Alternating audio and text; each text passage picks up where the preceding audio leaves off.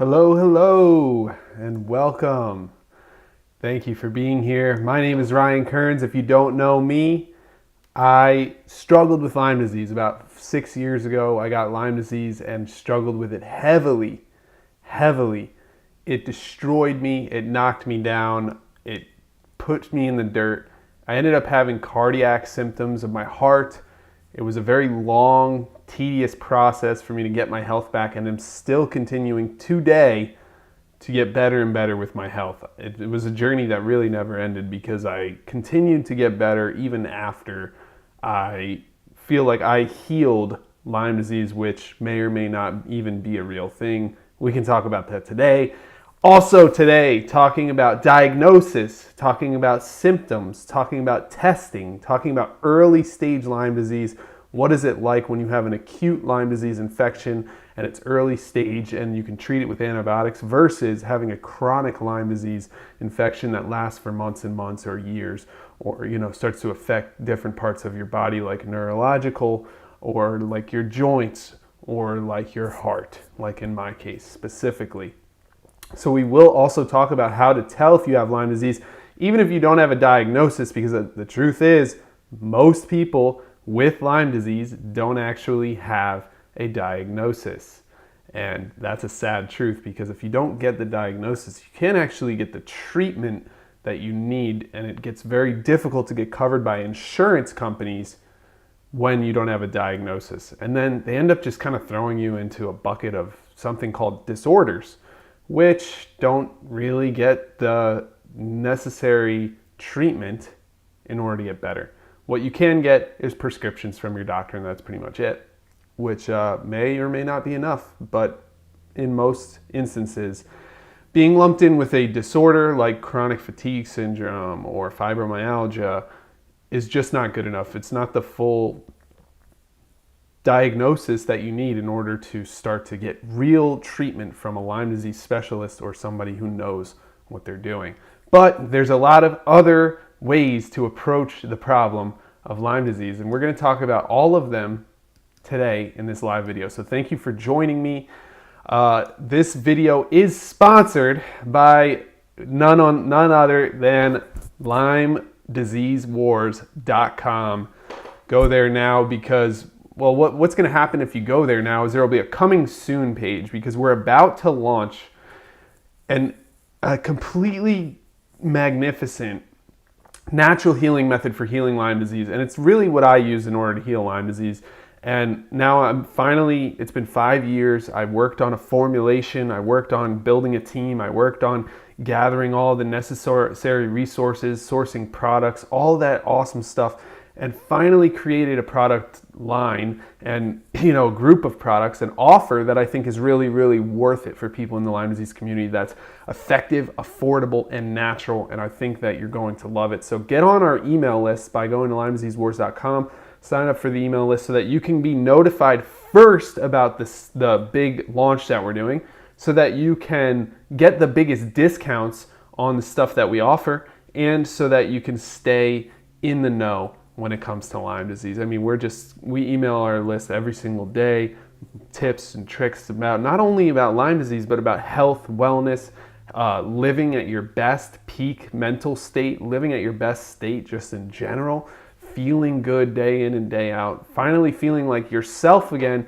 and taking back your body. So I think one thing that's really helpful when it comes to symptoms and diagnosis and the early stage of Lyme disease is if you have Lyme disease, or you don't know if you have Lyme disease, it can be scary. Like it's going to take you through the emotional roller coaster, right? At first you'll feel fear, like, what is this? I don't even know much about it, and it seems like there's not that much information about it. It seems like I'm kind of on my own here. And that can be scary. And then later you might feel like you're getting some progress and it's a little bit better. Then all of a sudden you might have like a relapse where your symptoms come back really strong. Then you feel down in the dumps. Maybe it could even lead to like depression, sadness, etc. Maybe then it's going to be a roller coaster. You're going to experience a plethora of emotions throughout the process of your Lyme disease journey. And I think it's really, really important to kind of understand the overview of Lyme disease, like what is actually going on. And I talk to people with Lyme disease every single day. And the other day, somebody talked to me and they messaged me and they said, what is a simple way to explain why testing with Lyme disease is ineffective or does not work? Because they were going out into their regular life, they have Lyme disease, and they want to be able to explain to other people what makes Lyme disease so difficult or tricky when it comes to testing and diagnosis. And they didn't have the simple terms or the simple words in order to explain it. This person also mentioned that they had some neurological symptoms with Lyme disease, so that was affecting their ability to talk effectively. I don't know if that matters too much or not for the story. I think a lot of people with Lyme disease don't really know how to explain things in a simple, succinct way. And that's part of my mission here at LymeDiseaseWars.com, is to help people really simplify the very, very complex and ever-changing landscape of the human body and the Lyme disease microbe and how they interact with each other. I mean, we're finding out more information all the time about those two interactions. So it's no wonder that it's hard to keep up with for the normal person, and it's also hard to kind of wrap your head around and share with other people because there's just so much. All right, so let's try not to get too overwhelmed, and let's try to simplify and look at this thing as a whole. So many people have Lyme disease and they have no symptoms. I think it's really important to start here. So Borrelia burgdorferi is the microbe that was discovered by a doctor named, I believe his name is William Burgdorfer, and hence Borrelia burgdorferi, they named the microbe after him. It has been around for at least thousands of years, okay? They found bodies dating back 5,000 years, 6,000 years that have the Lyme microbes in them. Now, these bodies did not die from Lyme disease. They were not even, there was no evidence that they were even harmed by Lyme disease. They just had the Lyme disease microbes inside their body. So Borrelia has been around for millions of years, and the truth is, we have 100 trillion microbes in our body, okay? So Borrelia would be just one of those microbes out of 100 trillion, which is a lot. And they usually get there from a tick bite. So that's really important to understand, because people have Lyme, they have the Borrelia microbe in their body without showing any crazy adverse effects. You can actually live harmoniously with the microbe inside of your body without knowing, because there's no crazy reaction from your immune system. And so this really proves and goes to show that the problem is really more or less to do with your immune system than it is to do with a microbe inside of your body. There's 100 trillion microbes in your body. Now, our immune system does not particularly like the Lyme microbe. It has a virulence scale of about 3 to 5, and if you don't know what that means, it means that's its ability to affect our body, the ability to make us sick and show heavy symptoms. And 10 would be the highest. 10 would be like Ebola, and Lyme disease is like a 3 to a 5. So not insanely virulent, not going to just completely kill us and destroy our body. Their whole goal, after all, the microbes, is to live, survive, reproduce, and then move on to a new host. They have no need to try to kill their host. They don't want to kill you. They don't want to put you in bed. They don't want to destroy your life, okay? And I know that might be hard to believe. I mean, it was for me, because I had cardiac symptoms. My heart rate was dropping down. I'm like, what do you mean they don't want to kill me? It seems like they're trying to. So how is that possible? Well, the truth is, they are just looking for the best places in your body where the immune system is the most active. So they go to the heart, the brain, the joints. They go to these really specialized places where they can start to cause havoc. They start to cause a cytokine cascade that breaks down different parts inside your body, like collagen, and then they feed on that collagen, reproduce, and their whole goal is to get into a new host. So that's just a quick summary of this little microbe that's in your body, and they're not even like just terrible, mean devil microbes that we need to kill. They're actually just microbes that are like just chilling. Like, yeah, they drill into our endothelial cells. Yeah, they steal some of our stuff, but they're not like trying to destroy us. They're not trying to kill us. So that's really important to know. But even more people have symptoms of Lyme disease, right? They're tired all the time. Their joints hurt. They have brain fog. They have cardiac symptoms like palpitations, but they have no diagnosis for Lyme disease. They don't know that they have Lyme disease. And the reason for this is because Lyme symptoms are non-specific. Okay, there's really no symptoms where it's like, okay, you have this, that means you must have Lyme disease. Well, there is one. We'll talk about that in a second. But other than that, it's like, I get migraines. I have brain fog. I'm tired all the time. I'm not digesting my food correctly. I'm not, it's a plethora of issues all lumped into a category, and these symptoms are non-specific, which makes it impossible to say you have Lyme disease and give you a diagnosis when you're not showing a specific symptom set that's specific to Lyme disease. So the symptoms that occur are common to many illnesses, so they can't narrow it down to Lyme disease very easily. Now, one caveat is the EM rash. And what better to share about this than to show you a picture of myself back in 2016 on the beach. I still remember this day like it was yesterday.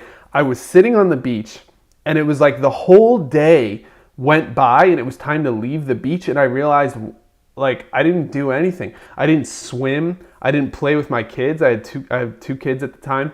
I didn't make a sandcastle. I didn't like go get ice cream. I didn't do anything fun that you would think of at the beach. I literally slept in that chair the whole time. And you can see I have the bullseye rash in 4 different places on my belly, my rather large belly, if I will say so myself, because today my belly doesn't look anything like that.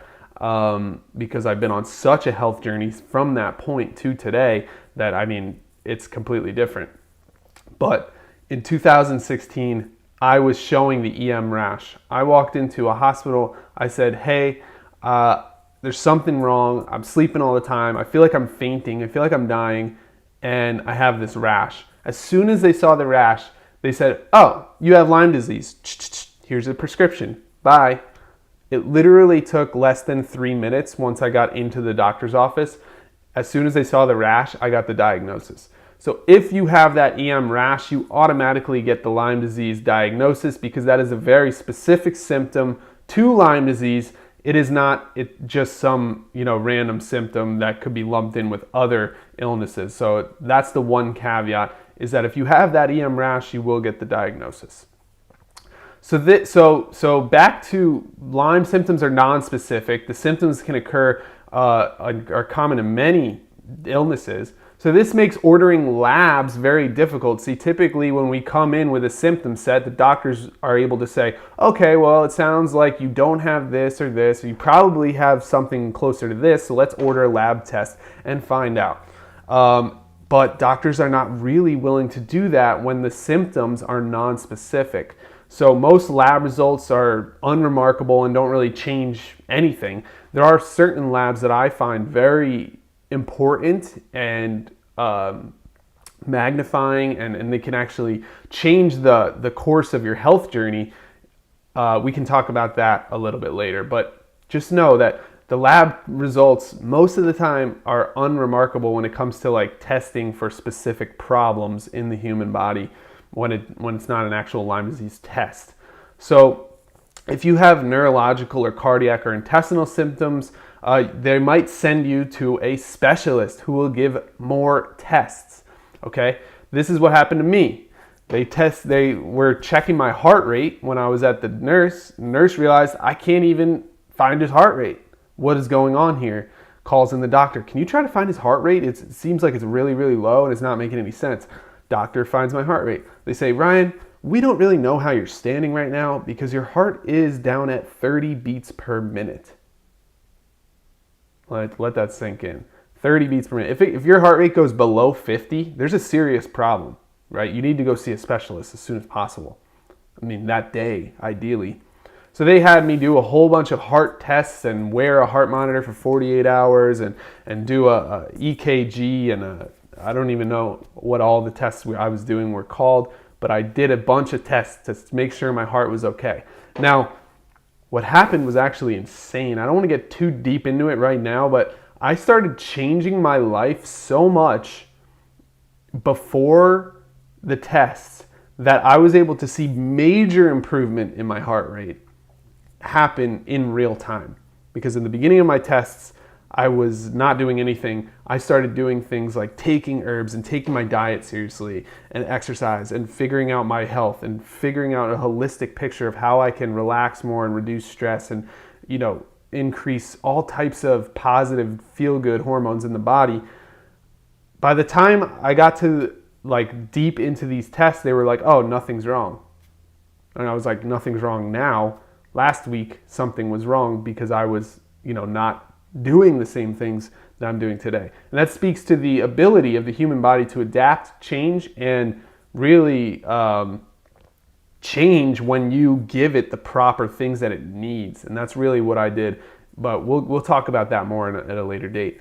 So the problem with all the testing is that it's only searching for a diagnosis so that treatment can begin. So you don't even have a diagnosis yet. You're just hoping you can get that diagnosis so that you get treatment. So you're waiting. It's a long waiting game. And not only is it a waiting game, it's a money game, right? Tests are not free. Your insurance has to cover all this, or you have to pay for it out of pocket, and it just piles up and piles up and piles up, and you still don't have a diagnosis, but you have all these tests that you have to pay for.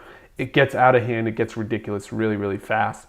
And anybody who has had Lyme disease can talk to you about this. They can tell you, look, I've been there where I was spending a lot of money on testing. I spent every single dollar I had on specialists and testing, and I still didn't have the answers that I needed. And we're talking about even celebrities, famous people, Avril Lavigne, Justin Bieber. These are a few famous people that have a ton of resources at their hand, right? And they're not able to get the diagnosis still. And it just goes to show how difficult it really is to get the diagnosis for Lyme disease. And with no diagnosis, the patient gets lumped into a disorder, chronic fatigue syndrome, fibromyalgia, etc.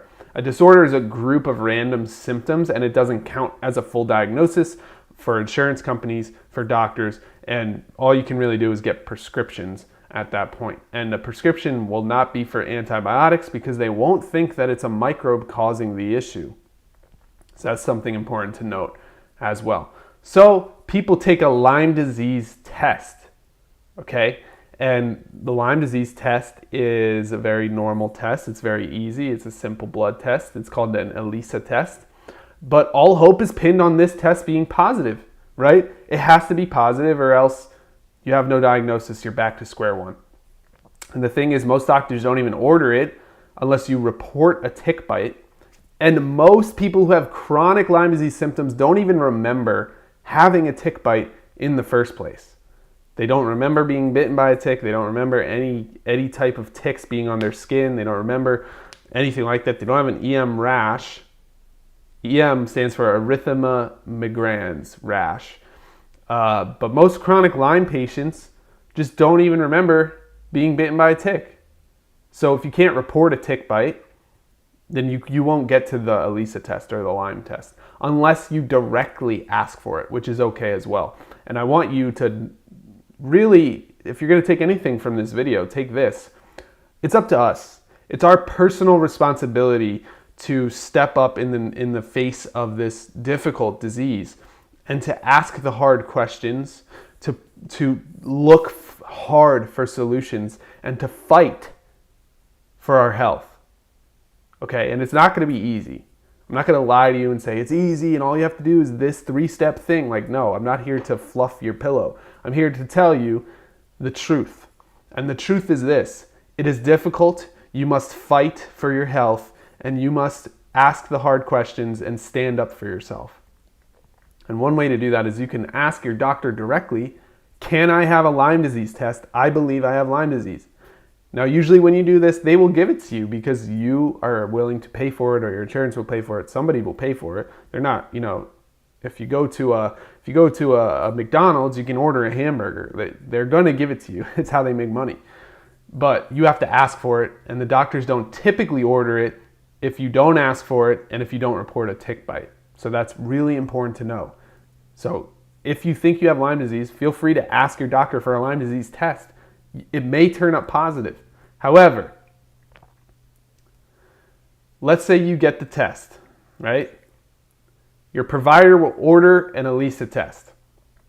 But if you've been sick for a while, it may come up as negative. I say if you've been sick for a while because more often than not, you must be sick for a while for it to come up negative when it's actually positive. The reason for that is Borrelia microbes can encyst into small balls. They do different things to hide and evade the immune system, and it's not always obvious on these tests that you have Borrelia inside your body, even though you do. So if you've been sick for a while, it can come up as negative, even if you do have Lyme disease. So that's a huge problem. False negatives. They happen all the time in the world of Lyme disease. And the reason they happen, as I just said, is, well, first of all, the microbes are in a very low number. They're known as stealth microbes. Second of all, they do things to evade the immune system, to evade the bodily systems. They encyst into small balls, and then they'll unroll themselves when the coast is clear, basically, when the antibiotics are cleared out of your system, or when your immune system calms down a little bit. That's when they'll open back up and strike again. So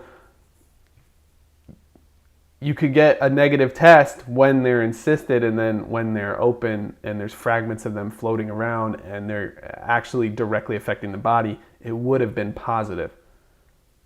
And so it's very difficult to know if you have Lyme disease in the first place. And even for me, someone who feels that I've healed Lyme disease, I feel that I have done everything in my power. I work out 2 times a day now. I have 2 kids. I have full custody. They're with me all the time.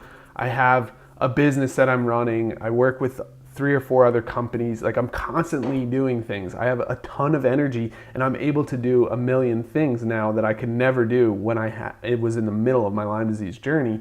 But I still don't know if I have Lyme disease or not. I could still have Lyme disease microbes inside my body. I could have just built a positive relationship with those microbes inside the body. That's completely probable and possible. So there's really no way to know if they're gone or if they're in your body. So if your provider knows their stuff, they will also order a Western blot test. The problem with this is a few years back, they tried to come out with a Lyme disease vaccine. Now, they had this vaccine, they were gearing it up, they were going to start doing all the marketing and start selling this vaccine to the people for Lyme disease, and it never got released. But in the buildup of that vaccine, they decided to remove a few bands from the Western blot test. Now, I don't know the ins and outs and the details of that story. Seems fishy, seems a little interesting. Maybe I should do some more research and study that a bit more, because I don't like the sound of that. But it was missing a few bands, and so basically there's little strips, little bands on the test, and they took a few of them off when they created the Lyme vaccine. So it turns out now that basically rendered the Western blot test useless, because it's about 50-50. That means it's like the flip of a coin whether or not you have Lyme disease. So you could go out and take the Western blot test and find out if you have Lyme disease, or you could just get a quarter, flip it, and find out if you have Lyme disease. Okay, maybe it's not that maybe it's not that bad, but that's what they say, that the results are 50-50. That means 50% false negatives. So testing is really geared more towards acute infection. That means you just got infected with Lyme disease. It's right there. It's in your blood. The microbes just entered the other day because you had a tick. You saw the tick on you. Now you're here getting treatment. So the testing will pick that up. They'll say it's positive right away, and that's if you don't have the EM rash, but you know you got bit by a tick. But if you've been sick for some time, let's say it's been a few months. Let's say it's been like a 1 month stint of you feeling kind of weird and something's off, something's not right. That's kind of how it was for me. I didn't know that I was like, it wasn't like something hit me like a ton of bricks until I looked back in retrospect. But It was more like something's not right. Like every day I feel like a little bit more like I'm gonna faint. I feel a little bit more like I'm so tired and I'm sleeping all day at the beach.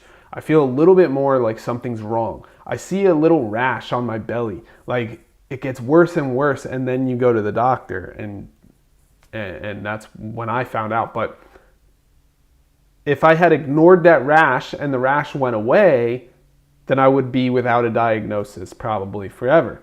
So the chances are even lower that you'll get a positive test if you've been sick for some period of time.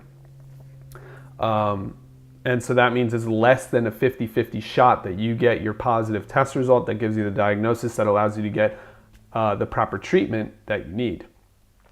So if you get a negative test, they throw you in that uncategorized group of nonsense called chronic fatigue syndrome and fibromyalgia, which are not actual real things. They're just lumps of symptoms where they're like, we don't know what it is. It's a disorder. And they throw things in there. Or you get a positive test and they go, here's some antibiotics, bye-bye. And that's pretty much the extent of the treatment or the diagnosis, what would happen in each case. So either way, you're still kind of stuck at that point, right? You get the negative test, you're in a bucket of unlisted, unnamed disorders. You get a positive test, you get some antibiotics immediately, which can be good. We can talk more about why antibiotics are maybe not the best choice. I uploaded a video actually 2 weeks ago about antibiotics. It's only 4 minutes long, and it basically tells you why antibiotics may not be the best choice for Lyme disease. I personally did not take antibiotics because of all the research that I did. So if we there's one more way to know if you have Lyme disease without a diagnosis, without an EM rash. Okay, we're going to use deductive reasoning. Now, this won't do anything for you. This won't allow you to get a prescription. This won't allow you to go claim this on your insurance. This won't allow you to do anything, but it might give you some peace of mind. And basically all we're going to do is ask ourselves 2 simple questions. The first one is, do you live in or around the woods or spend time in natural settings? Okay, do you like to hike? Do you like to go camping? Do you like to go fishing and hunting, etc.? Me personally, I grew up in Northeast Pennsylvania. Okay, my parents' backyard, my backyard growing up was the woods.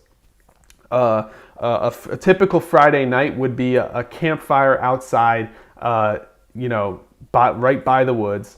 A party one time it was my 17th birthday party.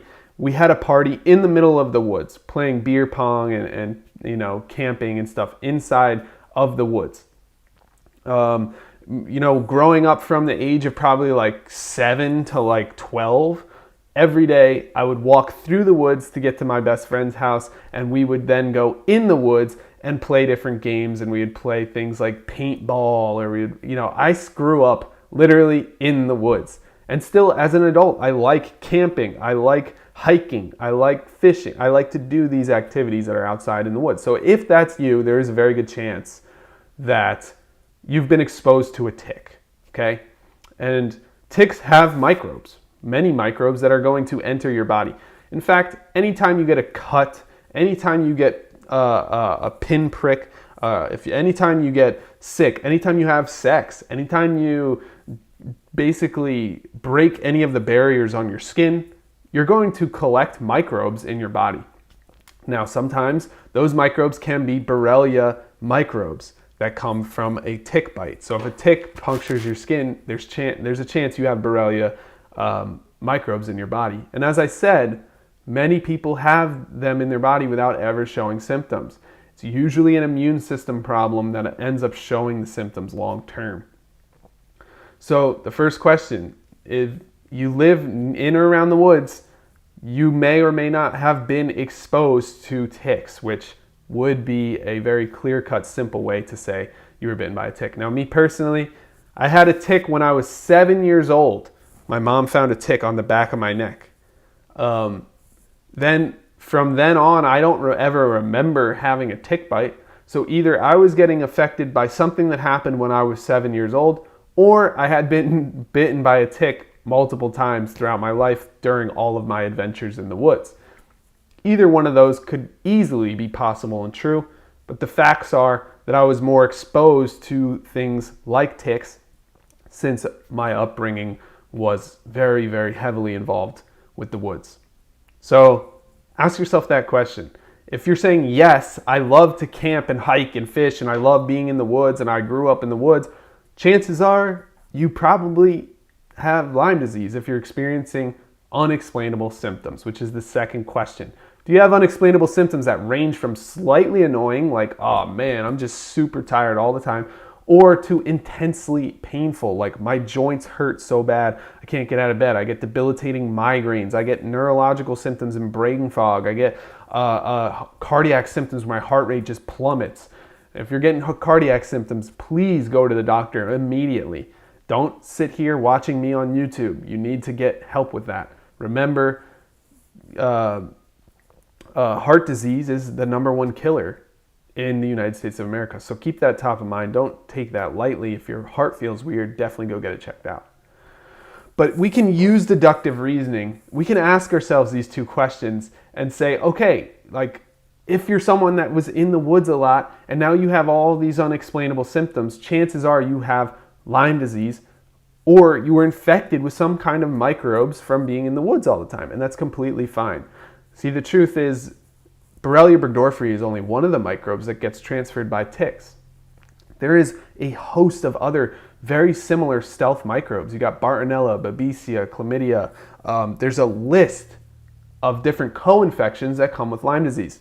People ask me about these co-infections all the time. They're all very similar. They're stealth microbes. They're low in number. They're low virulence. They kind of peruse and chill through your body, and they try to latch onto your cells, cause a cytokine cascade, cause inflammation in the body, use the breakdown of tissue and collagen in order to eat, reproduce, and then move on to a new host. That's what they all really want to do. Now, some are a little bit different than others. They're different in sizes, structures, shapes. The way they affect the body can be slightly different, but Lyme disease is not Lyme disease is not Lyme disease. In other words, it's different in each person regardless. Some people might have, a different cocktail of microbes that they had in their body from a tick than you do in yours. And they may or may not even involve Borrelia burgdorferi. But if you got bitten by a tick, if you were exposed to many ticks in your life, then deductive reasoning would say you're much more likely to have what is called Lyme disease these days. Really, what we're dealing with is stealth microbes in the body. Okay, these microbes are the fringe outliers of the millions. That should say, I'm actually going to change it right now. This should say trillions, hundreds of trillions of other microbes in your body, right? They're like the bad guys that are on the run. They're disliked by your immune system. They're not hated in the sense that your immune system just immediately kills them. They're just like, the immune system like tries to get rid of them. Like, these microbes are not supposed to be here. Get out of here. But they stay hidden in the dark shadows and on the run. They stay in places where the immune system is the most active, not the least active. And the reason for that is because they want to cause inflammation. They want to cause widespread problems in those areas so that they can actually eat the breakdown of the tissues and the collagen. So that fact alone, the fact that they're hidden, that they insist, that they hide, and they actually, it's crazy, but they change their DNA in order to go undetected by the immune system. These are extremely, I don't want to say advanced. They're just they've been dealing with humans and animals for so long that their host dependency relationship is they fully understand how to take advantage of their host. They fully understand how to stay alive and stay within their host without the host killing them off quickly and easily. It is what they have grown and adapted to be able to do, right? Humans have adapted to build buildings so we all have shelter, and build grocery stores so we all have food, and build wells so we all have water. Microbes have adapted to stay alive inside the human body not trigger the immune system too much, but trigger it enough to stay alive and to get food from the cytokine cascade that breaks down tissue. So testing for these little guys that are very low in number, low virulence, is near impossible, and killing them is really hard too, because they're very, like I just explained, they understand all of the nuances of the immune system. They know how to go undetected. They know how to hide. They're very, very good at it. So what can we do instead of stressing about the testing and the diagnosis, and what can we actually do? Where does this leave us? Because so far, it really just leaves us stuck, right? Doesn't it? It leaves us in this place where, okay, well, if we get the negative test, then we're lumped in with syndromes. We don't get the diagnosis. We don't get the insurance. We don't get the treatments that we could possibly get if we weren't. If we get the positive test, we get antibiotics and basically told to shut up and go away. And antibiotics don't always work. In fact, there's a lot of times where they don't work because, as I explained, Borrelia can insist into small forms, small little balls, and kind of wait out the antibiotics to be cleared out and then reform, which is a big, big, big problem, right? So both of those don't seem very good. They don't seem like very good options. So what can we do instead? Well, my opinion, what I created this whole brand, LymeDiseaseWars.com, for, is to teach what I did and to use natural methods that have been proven to work well under doctor supervision, right? These are science-backed methods. These are ancient medicinal herbs that have been used for hundreds of thousands of years, right? Ancient medicinal herbs that have healed people in every stretch of the imagination, especially in illness such as this, where it's not like a direct infection. It's not like a direct, like a wound that has pus coming out of it. It's like clear, we need to heal this. We need to either amputate the limb or heal this up.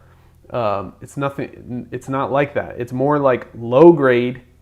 There's an annoyance, a disturbance inside the body.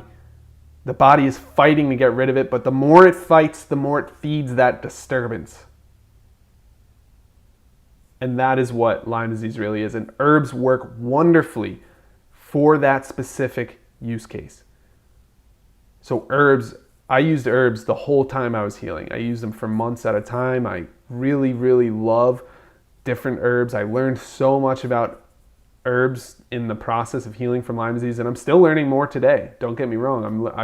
I study my butt off every single day about herbs, Lyme disease, nutrition, healthy living, lifestyle changes, how to be at our peak state at all times. I study this not only from a perspective of Lyme disease anymore. Now I study it as in the perspective of, dad, CEO, husband, just trying to live the best life possible. So the next thing is nutrition. And, I actually became a holistic nutritionist during my healing journey. I got really, really interested in what we need to eat for the human body to perform at its maximum peak. And I became a holistic nutritionist. I learned so much about the different foods, resources and what they could do for the body, the different micronutrients and how they affect the total balance of the body.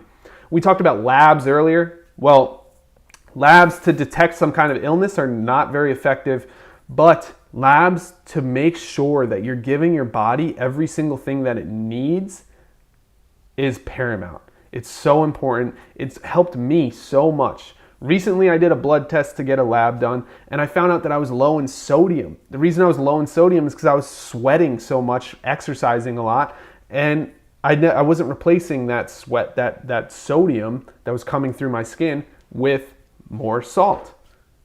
And so I was feeling gross and yuck, like I was feeling not the best as I could. And now I started replacing that salt, and I'm seeing increased cognitive ability. My brain works better, my body works better, I stay hydrated longer, I'm happier and healthier, just from that one tiny little tweak, right? And that's just a recent example that I have. I've done this many, many times. Not only with myself, with my friends, with my clients, with other people that have come to me for help with their nutrition, with their lifestyle, with Lyme disease. I helped my friend James completely change his nutrition to a more organic, plant-based lifestyle. And that was partly his choice, partly the choice of he had Lyme disease and he needed to try and fix it. I helped with lifestyle changes, right? We look at sleep, we look at hydration, we look at all of these different pieces, right? Meditation, relaxation, ability to handle stress, adaptation. How are you adapting to your environment? How are you changing? What is changing your environment, right? There's so much to this, but it's in its simplest form. It's herbs, nutrition, and lifestyle changes. And the good news is we have an exciting, affordable, and effective natural formula that I spent the past 5 years creating. When I got Lyme disease, that's when this whole journey started, and it's coming very soon. In fact, it's ready right now. We're just working out a few different last minute tweaks to make sure everything is responsible, ethical, moral, and ready for the masses, so that nobody gets in trouble. We really want to give you the best possible solution that we can, that's effective, as effective as possible. Like, the number one thing, most important thing to us was this has to work. This has to defeat Lyme disease. This has to help people feel better. So far, we've been able to formulate that. It's been amazing. I've used this myself. I've had clients use it. They love it. I can't wait to share it with you. Secondly, it needed to be affordable, right? I've seen the solutions that exist. I've seen what's out there. We're talking, $200 to $300 at the low end.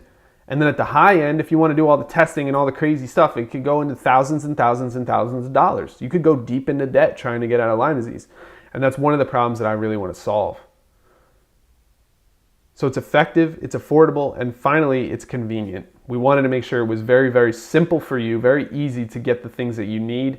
Not only the herbs delivered directly to your door every single month, but the nutrition tips, the meal plans, the what to eat each and every day, how to think about your health in totality, how to take blood tests so that you can monitor your progress over time, how to fill the gaps in your nutrition, how to change your lifestyle so that you can make sure you're hydrating and getting enough sleep, reducing stress, and adapting, and building an environment around you that is conducive to healing. When you do these things, there's really no chance for you not to get better. Like, I've been working on this for 5 years for myself, and now I'm finally able to share it with you, and I cannot wait, my friend. If you haven't already, go to LymeDiseaseWars.com. Sign up for the coming soon list, because you will get the discounted prices. You will get early bird access, the first comer, first server access. You will just be on the list, so you'll be getting my emails from me every day, just giving you my thoughts of the day, which may or may not be super valuable for you. I think they might, because I'm constantly putting myself back in the shoes of when I had Lyme disease and what it was like trying to heal, and what it was like not knowing what was coming next, and what it was like on that emotional roller coaster. And now I really just want to hold your hand and help you through that same process.